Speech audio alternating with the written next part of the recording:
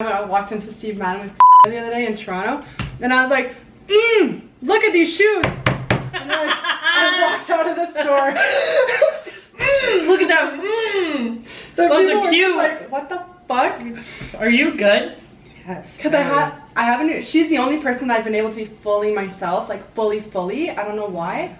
And yeah, you said even the meditation thing. You're like, yeah, like just like a fucking weirdo. Convulsing. And like I've started doing this new thing, and I literally want to talk about all these things. Is very primal, is to just make the noises that you feel like making. Let's just start there. Maybe I'll just like clip it and be like, oh, like I'll bleep out any names or anything that we use. Yeah. But we'll start with the store thing. Like I walked into the store and I was like, ah. Perfect. So okay, primal noises. Yeah. What is it that like got you hooked on this? So I guess honestly, it's the fact that like we are these primal creatures, right?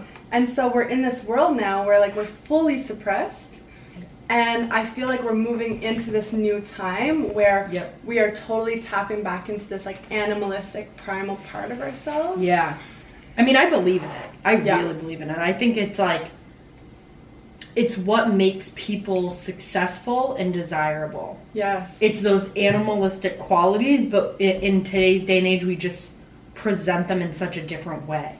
Yeah. Like it's still hunting and gathering, and it's still pack building, and it's still like hierarchy of things. I just think it comes off in such a different way now. Yeah, totally. And there's a lot of people who aren't living that out, but then now we're getting into this whole like chakra and all of these things. And it's really important to understand like our throat chakra.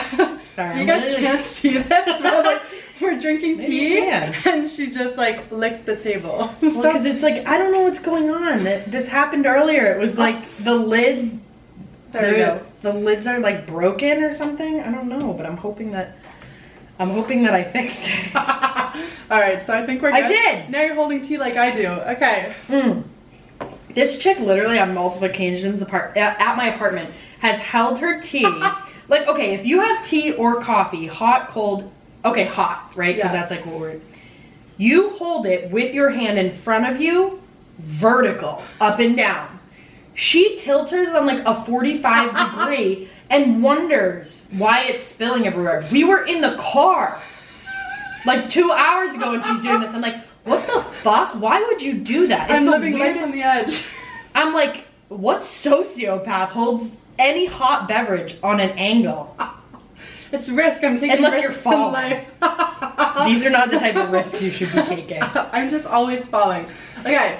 So what got you on all this? What intrigued you about animalistic behavior and like sounds, and like you obviously have even more to add. This is my favorite subject. So I went to this like festival in Jamaica last May, which was absolutely, am I allowed to swear? I forgot to ask this.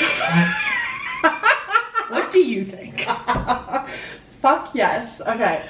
So I went. Totally good. Okay. Whatever you want to say is literally, you could talk about anything. Amazing. There's no rules here. Great. That's the way I love it. So I went to this festival in Jamaica, which I honestly recommend to like every single person. I was being so guided to go, and what was really intense is that I was not in a great place financially. Like I literally had like I think I had like $12 in my account, and my soul was like, you have to go. And my friends were like, we will pay for you, you are coming.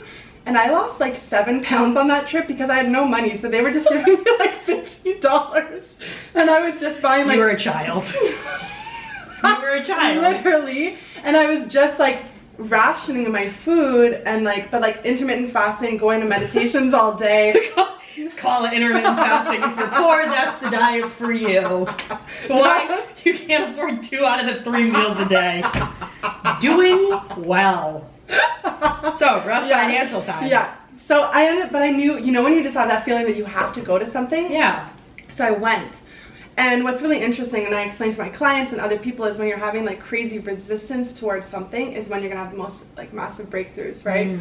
So I go to this festival, there's like, everyone else was like sleeping in. I was up like every morning at 6 a.m. Like I wanted to get the most out of it. I was doing like the morning yoga, the meditations. I was literally there from like till like noon every day. I'd go eat like vegan food because Jamaica's very like, you know, the Rastafarians. It's like all vegan and just like super cool plant-based. Yeah. I'd eat, chill on the beach a bit, and then go do other workshops, do sunset yoga, and then it'd be festival at night. So one of the days, it was freaking amazing. Like, I recommend it to everyone. It's called Tomorrow Today. I was even just thinking about, like, you know how it's kind of like up for debate, the idea of when you invest in something versus when somebody else is invest in something. Like, it wasn't necessarily all your money, but I remember you going to that and being up every day and going to the earliest yoga retreat classes, workshops, whatever, and it's like you got so much out. It was just a side note. It's like you got so much out of that. Yeah. And it wasn't necessarily, you know, because I think sometimes we try to get the most out of our money, and then sometimes it's like when things just align, people help you out, or you end up somewhere that you weren't supposed to be, and it's just this big opportunistic type event, you really take advantage of it. Yes. You're like, I don't want to let this go and not get everything out of it. Yeah, I think it's really important to recognize that, like, the universe, you know, I used to think that the universe is testing me and stuff like that. I don't believe that anymore. Like, the universe is literally always giving you exactly what you need or reflecting what's inside of you. But so the universe gave me these friends and this beautiful opportunity, and yes, I had to pay them back, but they, you know, you don't have a lot of friends who are willing to put all of this stuff on their visa and just like support you. And that was such a gift that I recognized. Like, I have a notes in my phone so that's sweet. Like gifts from the universe, you know, but it's like yeah, but it's like that was such a gift, so of course I'm going to take full advantage of it. Yeah. And so while I was there, I heard of this like tantric workshop the day before, and it was like really intense. Like, people were like just like getting really close to each other, massaging different things, and it really like terrified me. And, you know, Liv knows that like I love tantra now, but so back then it terrified me, but like that good fear and that resistance. Okay, explain what it is, because like I don't even really know it by name. I just know it by like different experiences and people explaining it. But like, how would you explain it to someone that maybe doesn't know what it is, and then also what your feelings are towards it at the beginning? Because obviously over time you've grown and evolved in a way that has completely transformed those feelings. Yeah, and so I think, like, you know, I'm definitely not an expert at the moment, but like, so it's a really ancient practice, and most of us are familiar with like tantric sex, right? And that's how most people know it, and there's all these positions and different things, but there's also like just like tantra in itself is like a way of being. And so it's literally like how you drink your tea, being in the moment. It's being in your physical body and feeling those sensations. Yeah, very sensational. Yeah, so like one of the workshops that was going on there was like smelling each other, and I know that sounds like really weird, but like just like being in someone's vicinity and like smelling their scent and like light touch, like how does that feel for you, and like massage and just all of these different things, but it's getting in your body, getting out of your head, which I think is so important. And then it's also understanding that like our sexual energy is the most powerful energy in the human body. Like, it is so potent, and most of us just keep it down there in our genitals. We literally need to explain this too, because this is something we've never discussed on the podcast. So a lot of people are going to be like, what the fuck are you talking about? Yeah, like, totally. Yeah. So what I really liked about, how do you say it? Tantra? Yeah, tantra yoga or tantra. Okay. Yeah. So with that, like, one of the things that I liked that we talked about yesterday was seeing what comes up for you. Where is there resistance? Where are you uncomfortable with? And it's not like weird sexual groping or anything like that. It's just like, are you comfortable with somebody touching the back of your neck? Yeah. Are you comfortable with somebody like holding hands? Yeah. Are you comfortable with someone just being close to you? Yeah. Like, where do your physical boundaries come in? What makes you comfortable and uncomfortable, and then figuring out why? Yeah, exactly. And so there's so much that you can learn, and there's so much healing involved in it, because, you know, I used to be very, very uncomfortable with someone looking into my eyes, and like the eyes are like the seat of, she just literally gave me this like super intense look. The eyes are like the seat of your soul, right? There's a lot of things for women, the womb as well, and like our heart, but you can see really inside of someone. And I used to have such a difficult time with like eye gazing, and that's also part of tantra, is like looking into someone's eyes and just having that connection. And if you don't practice that with your friends or your partner, that's a really good way to like deepen your connection to each other. And you can tell. Yeah. Like, someone that's comfortable with it, you can really tell when someone's not. Yeah. Either if it's just you and that other person, or if it's a whole group dynamic and you notice that, like, it's just like flurries. It's like they're looking for the next thing. It's just like they're looking at you, but then the second you look at them, they look away. Yeah. And it's just like holding that space and being okay with that space and being comfortable with you and that person just sharing a moment. Yeah. And it sounds silly, but a lot of people struggle with it. And it is. It's really terrifying, because people are seeing you, and it's also important to understand that the feminine and masculine energy are very different, and men with masculine energies, that will be more difficult for them. Like even as babies, if you take a little baby boy and you stare into his eyes, he will often look away. They're not as used to that, whereas little girls will literally just like stare into your eyes and just like hold that contact. So it's so cool to be doing this with like the men in your life, because you're just opening this up, and this is what's so beautiful about the feminine and masculine energy, is they do this for each other. Yeah, in a lot of ways too. Yeah, which is a cool thing. Yeah, we can definitely talk a lot about that. Okay, we'll do sexual energy. Yeah, so it's like life force energy. Yeah, and so it's so, like, we all know, right? Like, you have an orgasm, it's like the most intense thing in the world, right? Especially like, you know, there's women have 5 different kinds of orgasms. So there's like from your clitoris, there's also from your womb, from your cervix, there's different ones. Most people have no idea that a woman has the potential to have that many orgasms. So ladies, if you're only having one kind of orgasm, you guys got to step it up and teach, like, learn how to have the other ones. It's important. They're so powerful. And men as well. Typical male orgasms are not as powerful, right? We know, like, a lot of people talk about this, how women's orgasms are much more intense than a male orgasm, but men have the capacity to have those intense orgasms as well. It's just learning that. But so the first part is knowing that it's out there. Yeah. Like, I think a lot of people listening are going to be like, this is different. I've never really heard this information if it's something that they've never dove into before. Yeah, and I'm really excited for everyone listening, because the bedroom's just going to be so much more exciting. Woo! I love it. I love it too. So we know that feeling. So imagine that energy used for creativity. And like, that chakra is like, your sexual energy is a creative force, right? Like, we literally create human beings, like, from our sexual energy, from sex in general. Yeah, exactly. So that's your creativity. So if you're not tapping into that, you're probably not being very creative. And I knew myself, when I wasn't like okay with my sexuality, there was no creativity, and now it's all coming together. It's very linked. It is. And so most of our sexual energy is down in our genitals. Tantra helps you bring that energy all the way up to your mind and throughout your entire body. Yeah. I feel like it helps you embody it. Yeah. And so it's like, you don't need to just like use that energy to have an orgasm. You can bring that energy up and allow it to power you throughout your life. And so that's what like I had done in Jamaica, was we were bringing it up through all of our chakras and cleaning our chakras and just like bringing that energy all the way up to like our crown, which was just so powerful, because it's like, normally we just feel that down in our like lower chakras, like you feel all that, like those tingling and everything, but it's like, no, you can feel that throughout your entire body. And it's so crazy to think like, whoa, that was scary. What was that? Sorry guys, something just fell off a shelf in my apartment, and that's a little bit weird, but where was I going with that? I was just saying, the idea that it's life force energy. Like, there's people all over the spectrum that are into spiritual things, non-spiritual things, or into what we're talking about. This might be their first introduction. They may have a bajillion books on this at home. I don't know. But a good way to just bridge the gap on a lot of things is like, it is literally life force energy. Like, it is how life is created. If you can just think of it on a basic level as that, it makes a lot of sense, right? You're like, okay, like, I can understand that there's energy in things, there's energy in people, and when 2 people get together and have a baby, that is them bringing their life force energy together to create life. Yeah, it's like literally a miracle. It's amazing. Like, I have goosebumps. It is. And so you have the potential to use this for your life, and that's what like tantra yoga and all these things will unlock within you.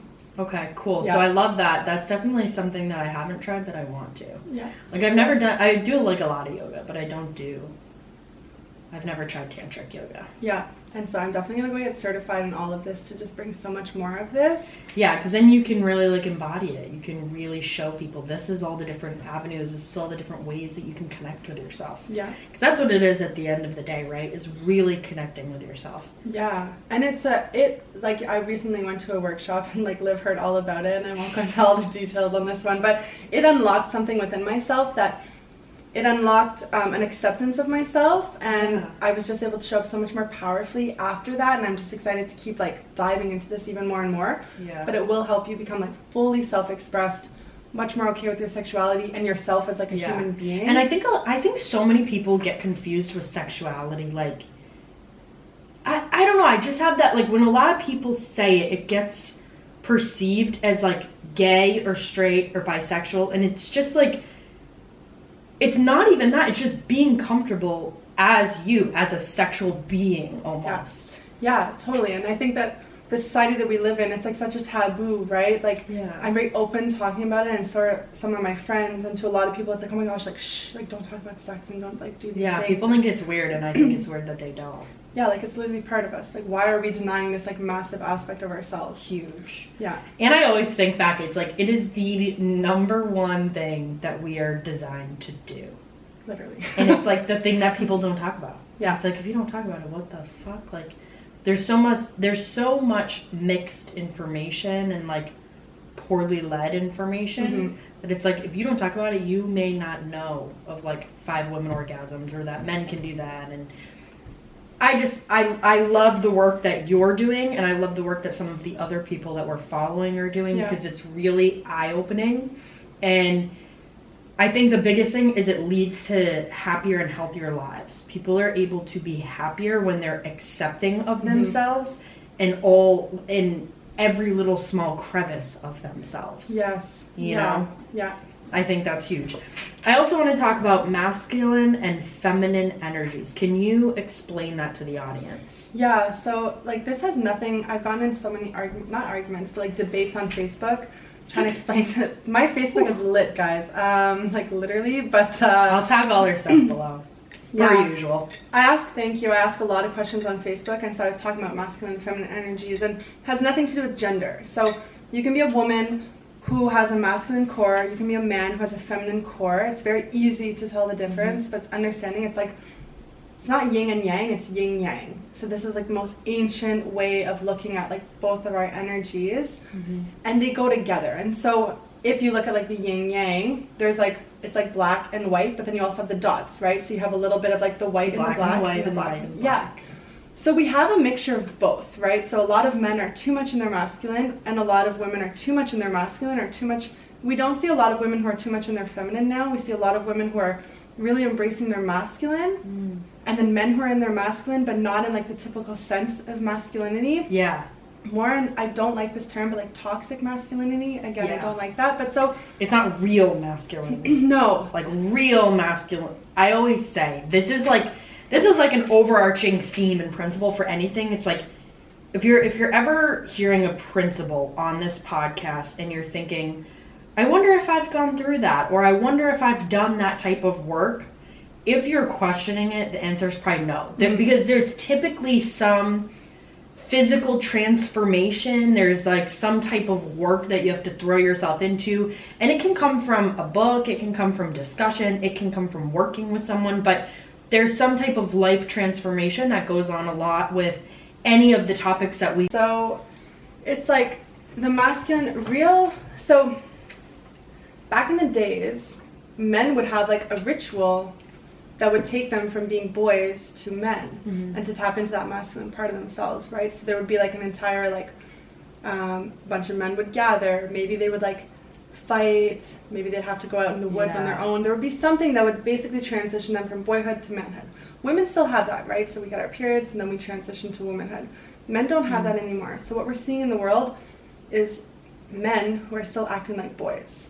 So the masculinity that we're seeing in the world, which is, like, patriarchy, is, like, lying, insecurities, putting people down. And I really, like, not just for guys, for girls too, but I really want to take a minute to hold up the mirror and really dig deep and figure out where your insecurities are lying. Because if you haven't done any work on insecurities, they are there, and they're guiding your life, and they are bringing you down places you don't want to go. I see this so much in men. And I see it in what I perceive to be one of the most toxic ways, because it's covered up by outside success. I meet a lot of insecure men in Los Angeles. 100%. A lot. And they're people that are seemingly very confident and very charismatic and very comfortable with themselves, but you ask a couple questions and you can feel the energy right away, like, they don't accept themselves. And I see this all the time. So I can only imagine in the work that you do, you see this constantly. Yeah, and it's like masked by like their ego and by the masks that they think that they need to wear, right? There's so many masks of like masculinity, which is what Lewis Howes talks about, and like there's like, you know, you need to be the hero and all of these different things that men, especially men of our generation and above, like they're taught like don't cry, don't share, you know, don't talk about your feelings, all these things, and then they put on this mask like I have to be really tough and strong in these things, and it's really sad because the true masculine energy is just like so beautiful. And I feel like when I see my clients, or you know, I spent the whole weekend with a bunch of guys at this like entrepreneurial event, and you can see like the love within them, the drive, the compassion, and that's what masculine energy is. It's like, yes, it's strong, it's decisive, it's powerful, but it's also like deeply loving. So loving and so kind. So supporting. Yeah. And it's like, it literally supports the feminine energy so perfectly, because the feminine energy is described as like an ocean, very deep. You never know. One day it might be still, another day it might be stormy. And that's how the feminine energy is we literally, our emotions guide us. And I know that a lot of women might be triggered by this because a lot of men say that women are too emotional and things like that. But that is the feminine energy. We base everything on how we're feeling in the moment. So this is why a lot of men, they're like, well, no, she lied. Like, she said she wanted to move to this country with me, but now that it's time to move, she's like freaking out because she doesn't want to move. And he doesn't understand that when she said she wanted to move, she was deeply in love with you and deeply connected to you. And now something has happened that now that you guys are moving and maybe the stress and whatever, she's not feeling those deep emotions, so now she doesn't want to move. Yeah. But if you could just help her feel those emotions again, well, then she's going to want to keep moving. So we're not lying. It's just the most authentic truth. Like, what is really going on a deep level right now. And right that's now, how we are. Moment. Yeah. And I was just listening to another podcast, right? And they're talking about how intuitive women are and how not intuitive men can be. And for this specific one, I was listening to Habits and Hustles, and they were like talking about the facial movements and the way in which we portray and show emotion and our true self and our true feelings, and how it was like men could pick up on like 15 to 20%, women could pick up to like 75. I don't actually know the numbers, but it was like some astrological number that you're like, whoa, that is insane. But women can pick up on that. Yeah. And so I found myself in a lot of situations where I'm picking up on those little cues kind of by men that maybe they're not as happy as they think, and like they think they're supposed to be something that they're just not. And it's this constant identity shift. I find that happens a lot with, you know, you're saying from boyhood to manhood. I feel like we have a lot of adult grown-up boys, not adult grown-up men. Yeah. Like, and you see it a lot in relationships, but even just regular friendships, interactions, how men carry themselves. Like, I personally, though, would say the biggest is in relationships. Yeah, and so that's where we see things like lying, right? Lying, like him not being able to be open, like, hey, I'm attracted to this person, or like, hey, I'm seeing multiple women, right? Like, it's so much better to be like, hey, I'm with these other women as well, but I want to still get to know you. And that's like that's like a man, right? He's like able to own who he is and be honest. He's like, this is what I'm really doing with not just my sex life, but my life in general. What I'm doing with my work, my creation, my life, my passion, whatever. Like, they can just come to the relationship as who they are. Yeah. And I think that's the biggest, that's where things get lost in translation, where men think they need to lie about any of those things. Yeah. And that's the deep work that I do with my clients, is like, understand that like you are perfect just as you are. You don't need to be anything more than you are right now. And like, I really try to convey that message to them, because that is how we see it, right? Like he'll pretend he's more successful than he actually is, or he'll come off really confidently and pretend like you didn't just break his heart by doing whatever happened, when in reality he's really hurt, but he'll play these games. And it's like really heartbreaking, because a lot of women who are, you know, I can be in my masculine, but I can also be very much in my feminine. And I was explaining to Liv, like, there are some, you know, sometimes you just want to like hold that person and just like comfort them if they would just allow themselves to open up and be honest with you. I think we all want that, right? At the end of the day, I think that anybody that you choose in your life is somebody that you deeply care about on some level, right? And so when it comes to a woman picking a man, it's like, you want them to be their most authentic version, and you want them to be open and honest with who they are. Mm-hmm. And I think that's where things really get lost, is this idea that we have to be someone for someone else. Mm-hmm. And I think that's what I love about the work that you do, is you're teaching these men, like, who you are and how you're feeling and what's coming up is all okay. Yes. And someone wants to love all of that Yeah. so deeply.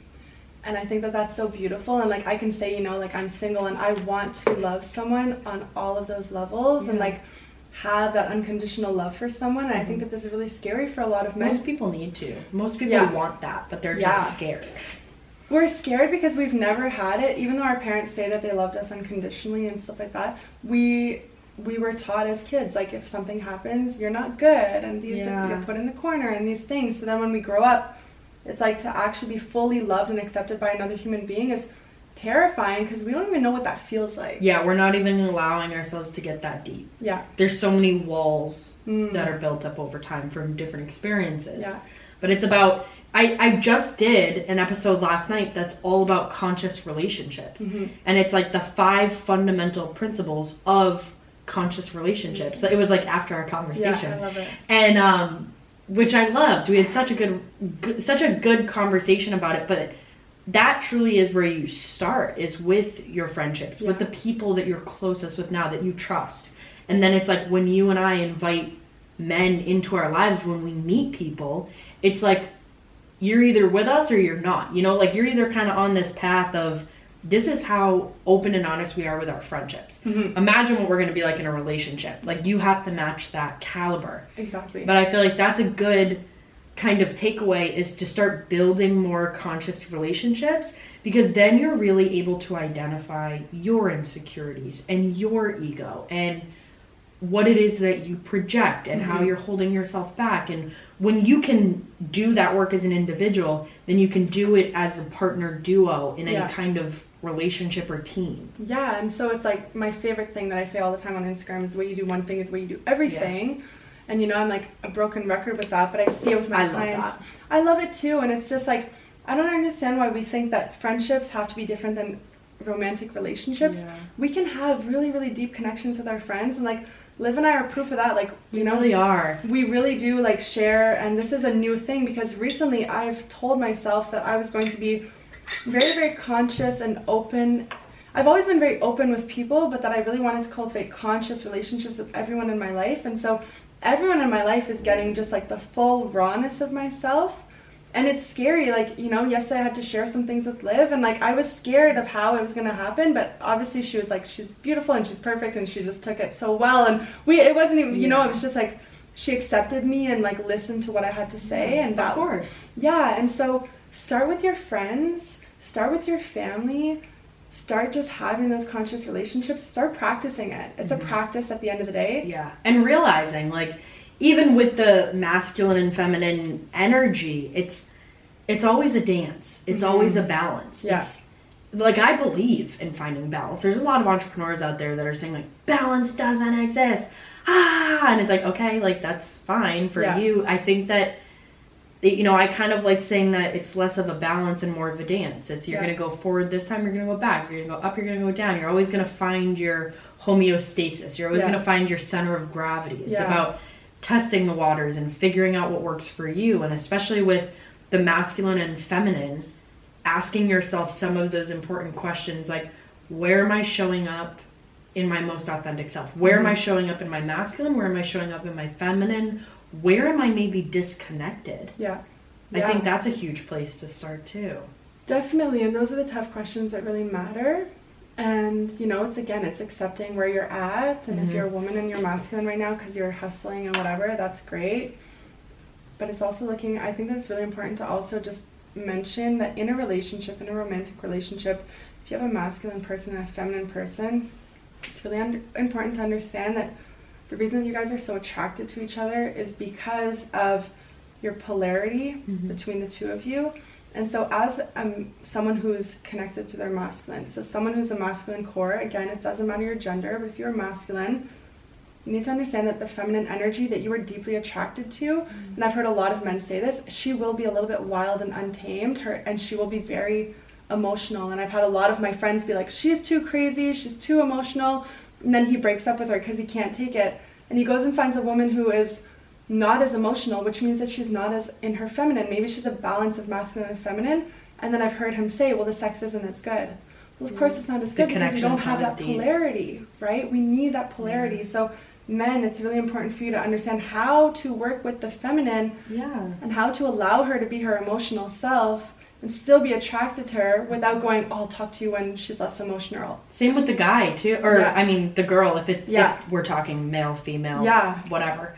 But if somebody's really in their feminine energy, it's very important to be able to communicate what that looks like, and kind of how to get along with the masculine energy. Because like you said, the polarity is what keeps them attracted, but open, honest, raw communication is what's going to actually make that relationship more successful. 100%.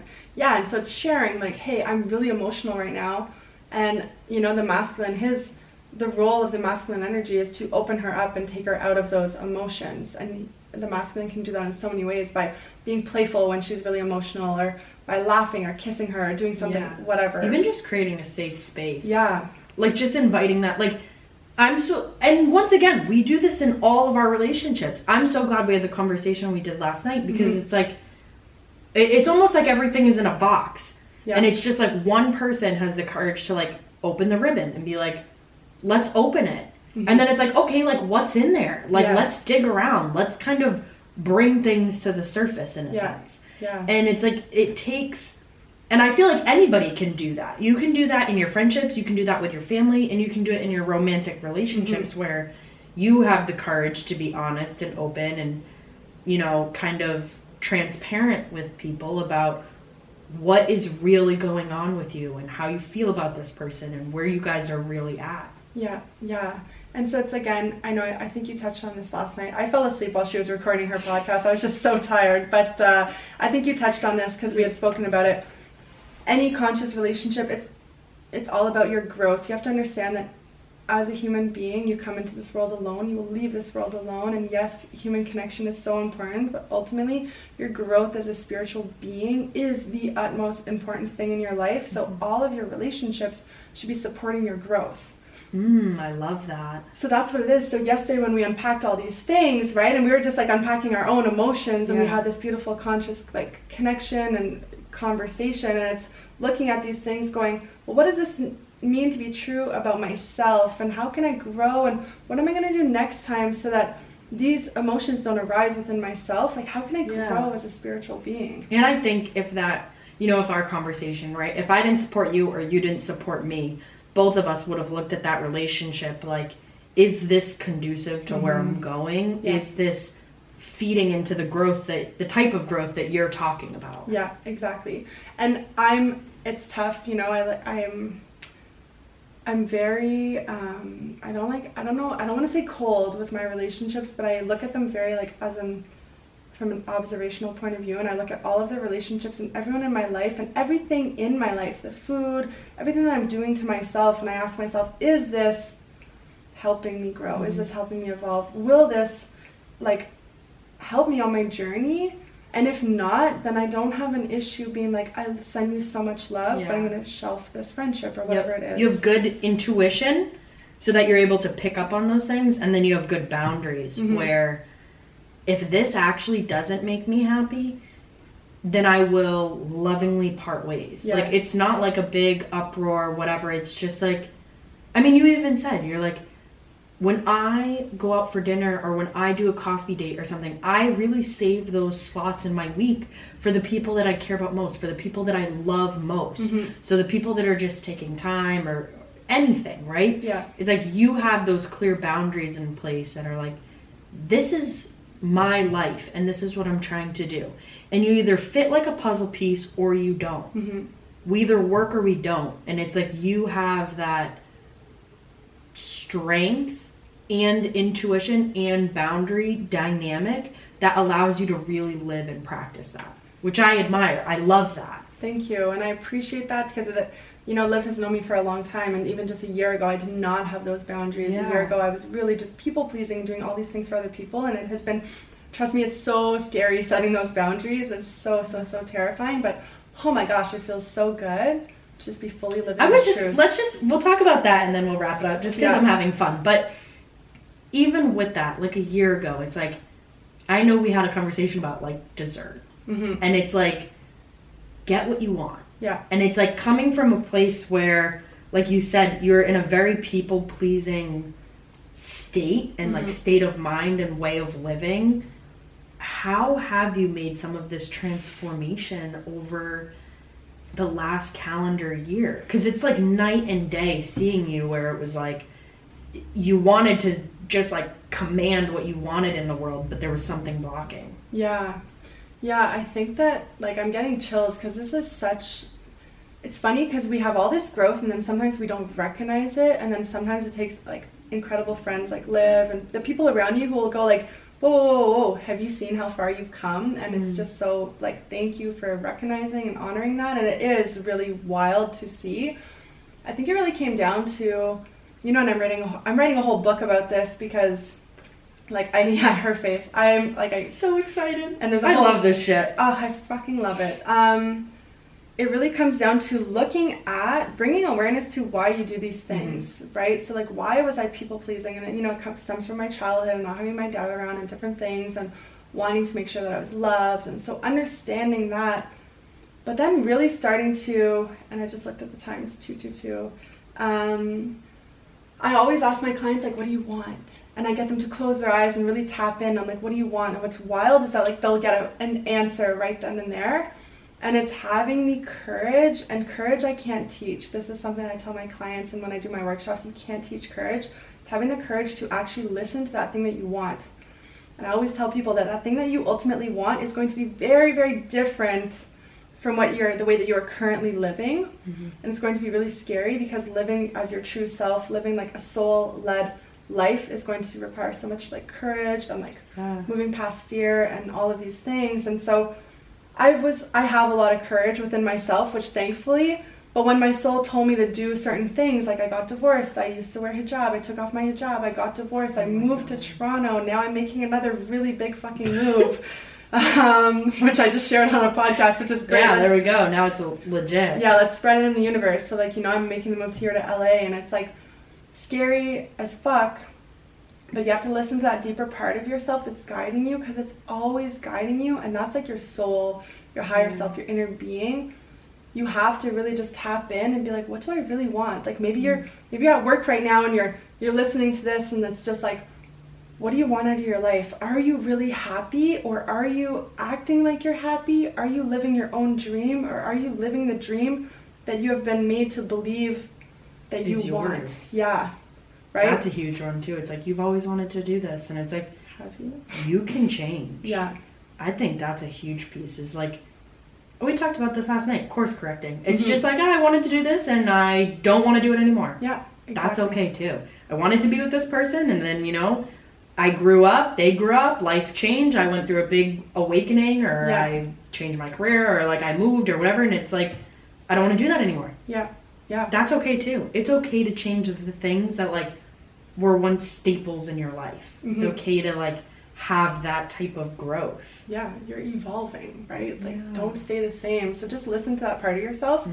And you've done that so beautifully over the last year, like drowned out the noise on the outside and turned up the volume on the inside. Like, what do I want? What is it that inspires me? What, like, guys, when I tell you, a year ago, she was doing all this woo-woo shit, right?